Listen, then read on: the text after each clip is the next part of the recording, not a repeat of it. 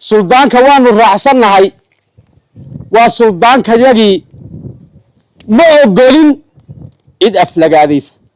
كوجيست باش هاسي وحي باش وكجم أي ساعة إن أي جعان صارته أحمد هالنقطة كيوري كيو دنبيين هالنقطة وموضوع رهانتي حكومة لفتي يكون صعته صوبته هلكو هوس قلي وحكومة لفتي دي بهوس قلي ورهانتي waxa ay ku garbilaysa hadayna ku garbinaynin runaantii ilaa iyo waqti xaadirkan golaha dhaqanku ilaa hadda kama ay soo jawaabin dhaqanka beesha reeno kama ay soo jawaabin waana loo baahan yahay inay ka soo jawaabaan way cidda u aflagaaday waa nin dhaqan weeyaan waa suldaankii guud oo beelaha Jibriil waxaanu leenahay war aflagaadada hadii lagu la socdayna hala noo cadeeyo hadii aan la nugula soconina waa in la soo joogsado raali gelintiisii laga bixiyo boqolaal kale gaari lahayd annagu maanta burada inaan goynaa diyaar u nahay saldanada yadana intaa meesha wada joogtiba ninkii suldaan wadarka ma garanaysaa wax dhimayow intaas waa wada wadar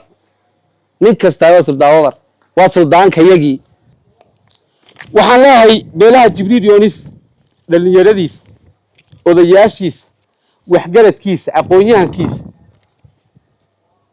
si loogu cibro qaato oyna u dhici suldaan dambe oo gobolka oo la aflagaadeeyo waa in tallaabo meel kasta uu joogo xildhibaanka laga qaada maanta waxaan jawaab rasmiya ka bixinayaa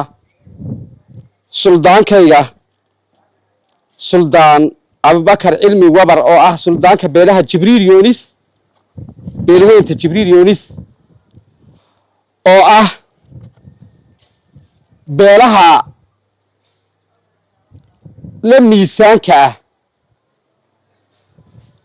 beelaha habar jeclo iyo habarawal xildhibaan Axmed Yaasiin miigane oo naanaystiisu tahay Nigisbira ayaa wuxuu suldaankaygii Jibriil Yoonis ku sheegay suldaan Abubakar Cilmi Wabar inuu loox tuuray iska cararay xilkii iyo mas'uuliyaddii loo igmaday garan waayay aqli ku filan aan lahayn sidoo xildhibaanku suldaanka birimageydayda ah suldaan Abubakar Cilmi Wabar sidoo xildhibaankaasi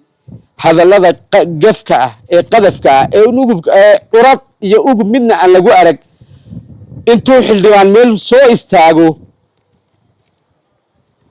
dadka birimageyda ah ee odaya dhaqameedka ah ee waliba oday dhaqameedada uu ku sheegay beelaha yaryar walaal xildhibaan Nigisbira waxaan ugu jawaabayaa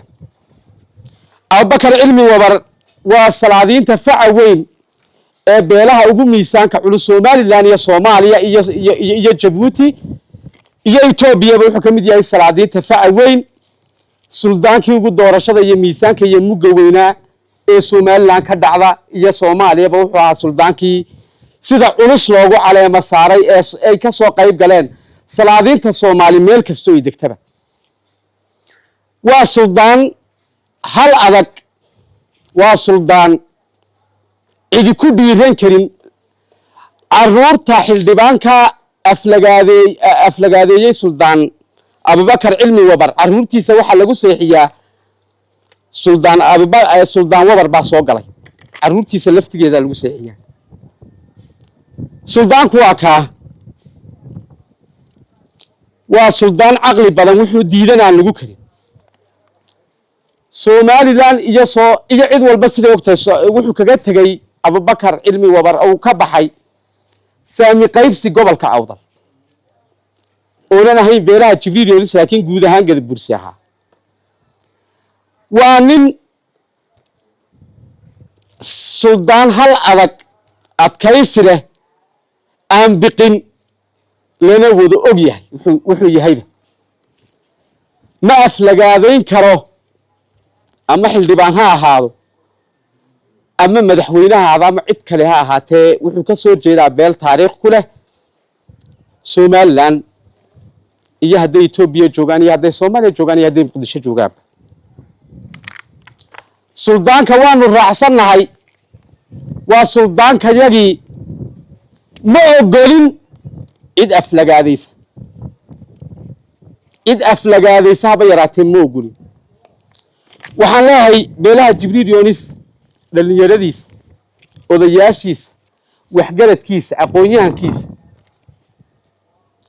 si loogu cibro qaato oyna u dhici suldaan dambe oo gobolka oo laaflagaadeeyo waa in tallaabo meel kasta uu joogo xildhibaankaa laga qaadaa mana aqbalayno wuxuu ahaa hadal deelqaafa gef iyo foolxumo ku ah guud ahaan beesha gadabuursi hadal aan horey u dhicin horeyna loo maqal oo nin xildhibaan sheegtaa oo shalay soo bitaacay run ahaantii waxaa jira waxyaabo la wada leeyahay mararka qaar lagu kala aragti duwanaado la isku jiidjiito laakiin aan lafta la jebin waxaa kaloo jira waxyaabo la kala leeyahay oo in la isku tallaabaa ay xaaraan tahay markaa ninkaasi shalay wuxuu ka tallaabay khadkii cagaarnaa wuxuu galay dhul aan la gelin beeshu au wax ka sheegay dee ile suldaan weeyi ninka waxuu ka sheegay suldaankuna wuxuu matalaa beeshaasi sheekh iyo shariif ba way leedahay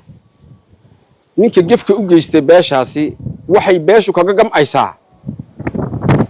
in ay gacan saarto axmedow waxaa la yidhi shimbir baa beri dab qaaday maalinkiina buulkeedii bay ku gubtay adaa noqday shimbirtii dabka qaaday ee buulkeedii ku gubtay ama saaka wax soo qor ama shalay wax dhee gacan waxaan ahayn oo naga kaa qabataay ama aan kaga gam'aynaay ma jirto waxay tusaale u noqonaysaa waxaa la yidhi nin la odhan jiray fulay buu ahaayo cigaal shidaal la odhan jiray laakiin nin xikmad badan ahaa ayaa beri isagoo geed hoos hurday waxaa la yidhi subxaaniyo martay halkaa sanka iyo faluuta dhexdeeda ayay subxaaniya ka martaan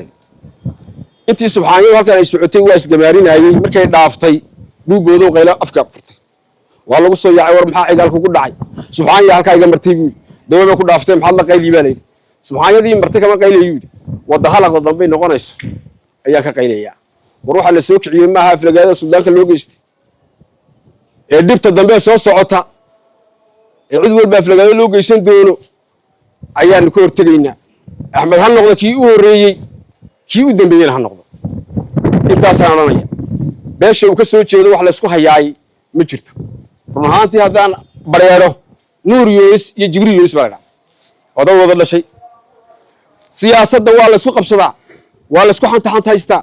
nin baa guulaysta ka guulaystay baa nabadda ilaaliya ka guulaystay baa dadka soo dhoweeya ka guulaysta dhagax ma qaato dadka ma shiido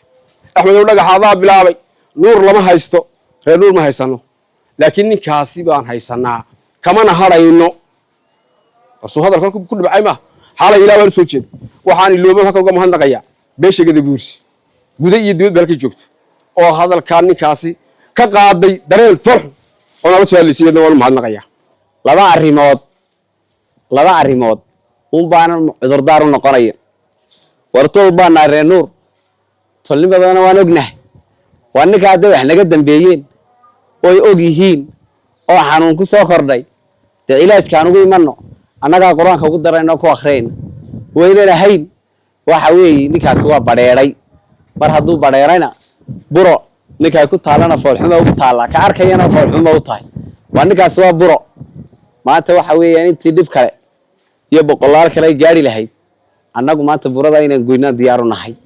saldalada iyadana intaa meesha wada joogtiba ninkii suldaan wadarka ma garanaysaa wax dhimayow intaas waa wada wadar nin kastaa waa suldaan wadar waa suldaankayagii cid ma garanaysaa malaha dee wuxuu islahaa cid sheeganaysaa ma jirtee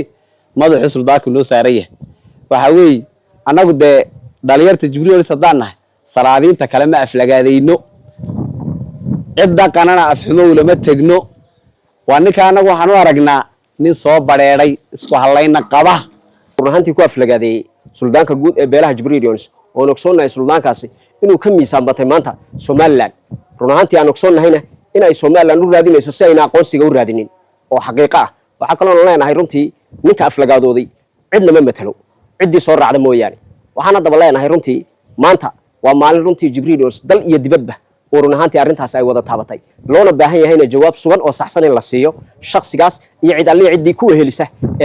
أرنكاكو أقول وحنا الله أنا هيرنتي أرن ورقد لصاقري إلا شيء أما صحيح هلاته أما شابت هلاته تصوح نخصيصا ما هناك بعويان رالي قلنتو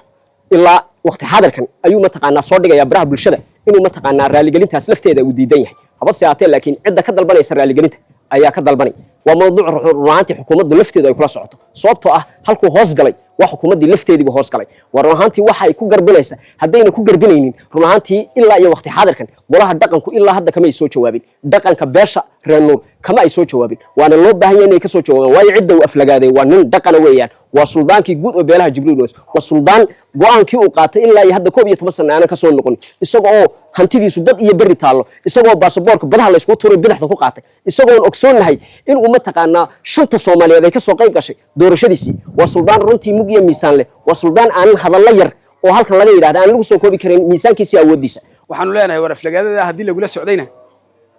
hala noo cadeeyo hadii aan la nugula soconina waa in la soo joogsado raali gelintiisii laga bixiyo wax walba dhaqan bay leedahay waxa laga hortagayaa waxa weeye war wax bari iman doona weeyaa waxa laga hortagayaa maanta laga hadlayaa halka loo joogo waxa soo dhalinyaro u joogtay waa badbaado sandaladeed weeyaan hadii sandalada maanta la dhawri waayo cid matelaysa barina sandaladahooga la dhawri maayo kelmadda halka ka yidhi baynu u joogsan doonaa media waxa weeyaan badbaadada maanta halka dhalinyartaasi soo joogsatay suudaankaas waa nin matala beeshiisa matala hadduu mucaarad ku maqan yahay iyo hadduu magaalo joogo iyo hadduu wadanka joogaba intaba sandaladii wali waa noo sidaa waana ku garab taaganahay waxaan leenahay war ha laga xishoodo wixii suldaradaha beelaha ha laga xishoodo wixii siyaasi ah hadal siyaasi ah lagaga hadlo laakiin wuxuu ninkaasi matalaada madaxweynaha ku xigeenka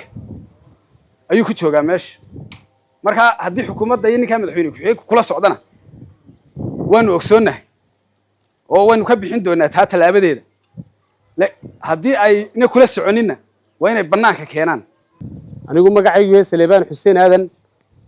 ahna gudoomiyaha dhalinyarta Jibriil Yoonis dhacdadii shalay dhacday ugubka ahayd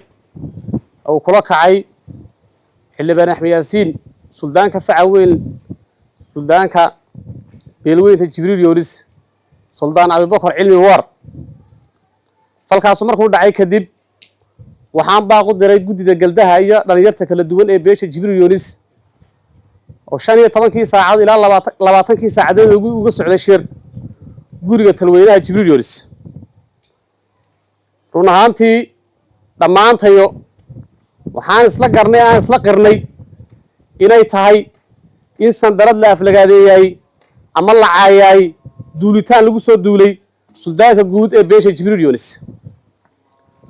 walaalayaal qof walla waxaan uga digayaa meeshuu doonaha joogay in la ilaaliyo sandaradaha kala duwan ee deegaanada kala nool halka waxaan ka soo saarnay baaqaasoo ah baaq 4 qodob ah oo bayaamin doona hawshii iyo shirkii shalay u socday ilaa saaka kow waxaanu mahad celinayaa cid kastoo ka danqatay hadaladii deelqaafka ahaa ee lagula kacay suldaanka guud ee beesha Jibriil Yoonis laba waxaan baaqu dirayaa guud ahaan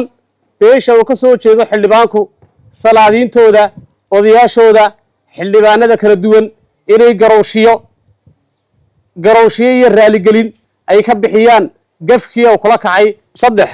waxa kaloon cadeynaynaa inaan mar dambe ogolaan doonin cid kasta oo gaf kula kacda iyo karaamada meel ka dhaca suldaanka guud ee Jibriil Yoonis afar